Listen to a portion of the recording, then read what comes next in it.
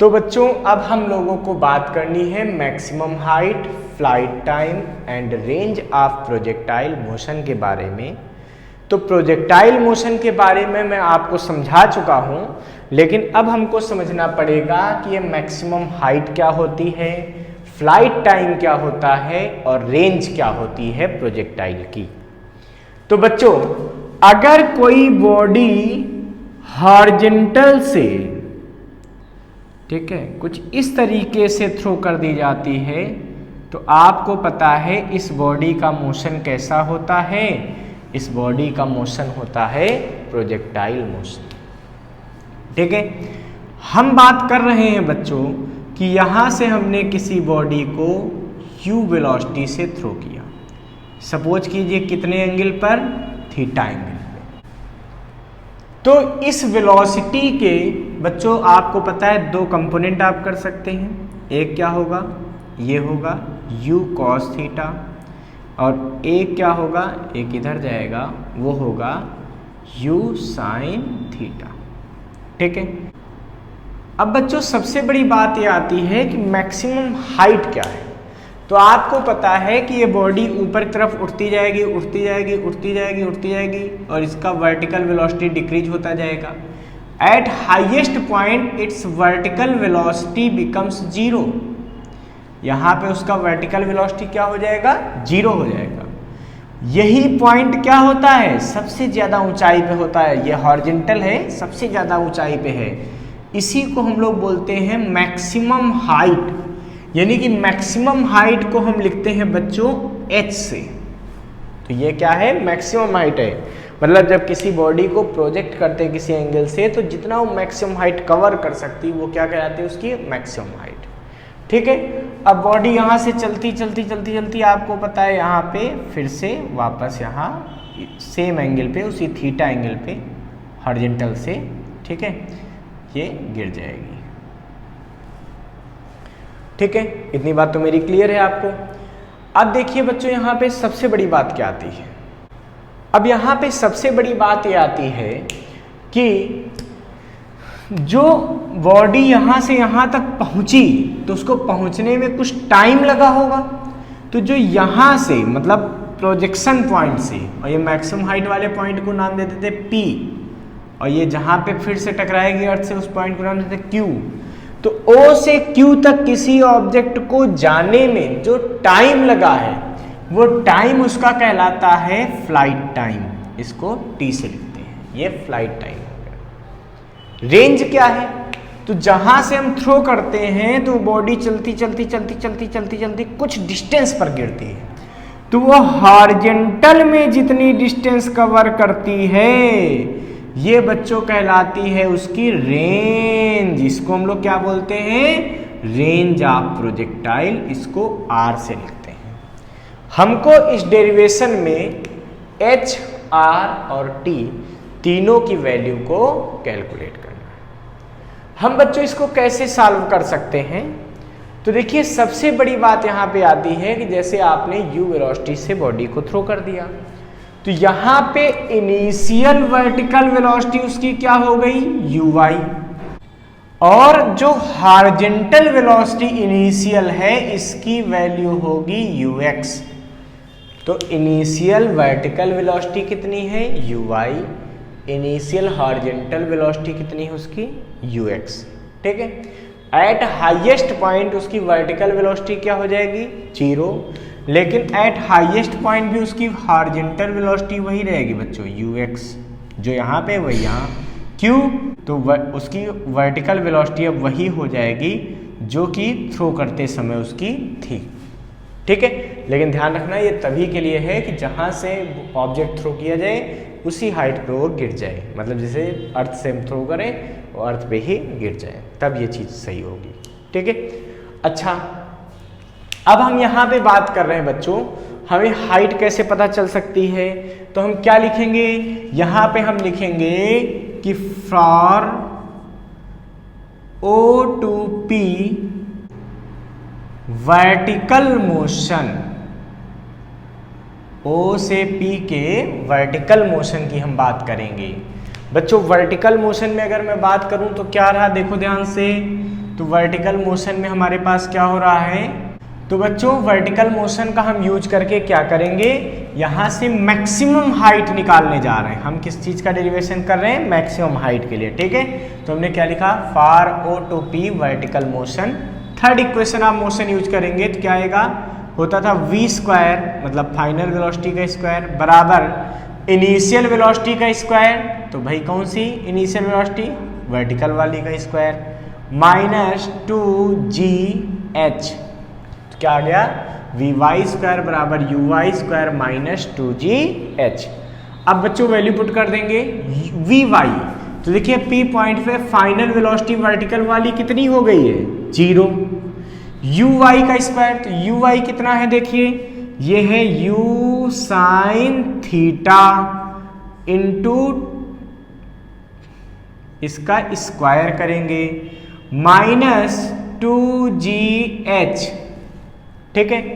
अब देखिए 2gh minus का है, इधर ले आइए तो इधर आएगा 2gh is equal to u square sine square theta, तो h कितना आ जाएगा, h आ जाएगा u square sine square theta upon 2g, तो h कितना आ गया, u square sine square theta upon 2g। ये बच्चों मैक्सिमम हाइट का डेरिवेशन हो गया, ये उसकी प्रूविंग हो गई और ये उसका फार्मूला हो गया, ठीक है। अब हम बात करते हैं टाइम ऑफ फ्लाइट की, यानी कि फ्लाइट टाइम पे हम चर्चा करेंगे। तो फ्लाइट टाइम क्या है बच्चों, तो यहां से O पॉइंट से Q पॉइंट तक बॉडी को पहुंचने में जो टाइम लगा वो क्या है, वो है टाइम ऑफ फ्लाइट।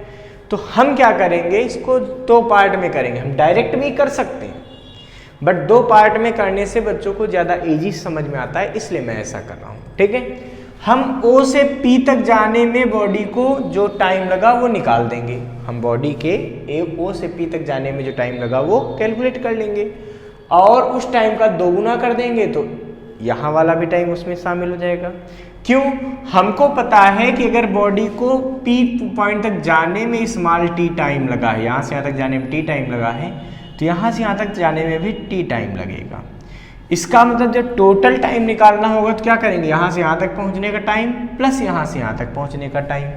तो हमारा काम क्या हो गया, हम O से P तक पहुँचने का टाइम पहले कैलकुलेट करेंगे, जब वो आ जाएगा तो फिर P से Q तक जाने का टाइम निकालेंगे और उन दोनों को ऐड कर देंगे।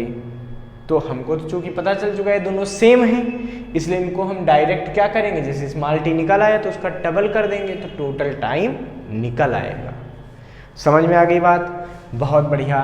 अब बच्चों हम देखिए इसको कर कैसे सकते हैं, तो हम लिखेंगे for O to P vertical motion, किसके लिए बात हो रही है बच्चों, O से P के वर्टिकल मोशन के लिए। अब देखिए वर्टिकल मोशन के लिए आप बात करेंगे तो क्या इक्वेशन लगेगी, यहाँ पे लगाते हैं बच्चों फर्स्ट इक्वेशन, मतलब Vy बराबर Uy माइनस GT। देखिए V equal to U minus GT होता है ना, तो जब कोई बॉडी ऊपर उठती है तो वही लगा दिया। क्यों, क्योंकि यहाँ से यहाँ तक रिटार्डेशन काम कर रहा है स्मॉल g, इसलिए माइनस का लग गया। अब बच्चों वैल्यू पुट करो Vy कितना है, देखिए final velocity at point P point पे फाइनल वेलोसिटी होगी तो वो कितनी है Vy, तो Vy P पॉइंट पे क्या है 0। Uy initial velocity O point पे ये कितनी है बच्चों, U sine theta minus GT। तो अगर इस GT को इधर उठा लाओ तो आपके पास क्या मिलेगा, यहाँ से ये GT इधर आ जाएगा तो क्या बचेगा बच्चों, GT is equal to U sine theta या T is equal to U sine theta upon G। This is the time taken by the body from point O to P। अच्छा, O से P तक जाने में T time लगा, P से Q तक जाने में T टाइम लगा, तो टोटल टाइम कितना लगा, T प्लस T यानी कि 2T। तो यहां पे लिखेंगे so flight time capital T is equal to 2 into small t, ठीक है।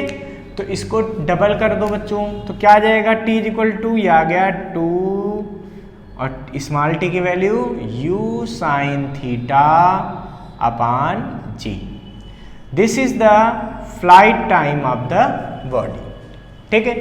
अब हम बात करेंगे बच्चों यहां से कि हम रेंज कैसे कैलकुलेट कर सकते हैं। ठीक है।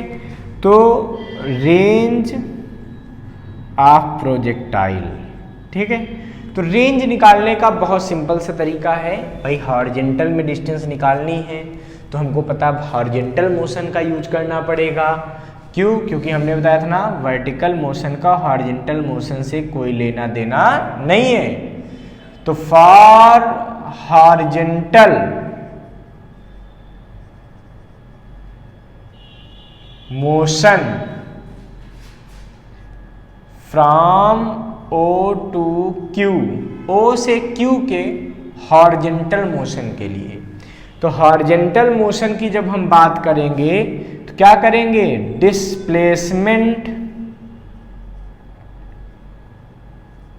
इज इक्वल टू, कौन सा displacement, horizontal displacement is equal to horizontal velocity into flight time हो जाएगा। ये क्या हो जाएगा, फ्लाइट टाइम हो जाएगा। इसका सीधा सा मतलब ये हुआ कि हॉरिजेंटल रेंज जब हमको चाहिए तो ये क्या आ जाएगा, r, ठीक है, is equal to horizontal velocity. Horizontal velocity कितनी देखो, u cos theta into flight time. तो देखिए फ्लाइट टाइम कितना, यहां से यहां तक जाने में टोटल टाइम कितना लगा, देखिए ये हम निकाल चुके हैं 2u sign theta upon g। That's why the value of range becomes 2u square. देखिए u स्क्वायर अलग कर लीजिए, ठीक है, और 2 साइन थीटा कॉस थीटा एक साथ कर लीजिए, 2 sine theta into cos theta upon g, और 2 sine theta cos theta is equal to sine 2 theta. ये फार्मूला होता ना, 2 sine theta cos theta is equal to sine 2 theta.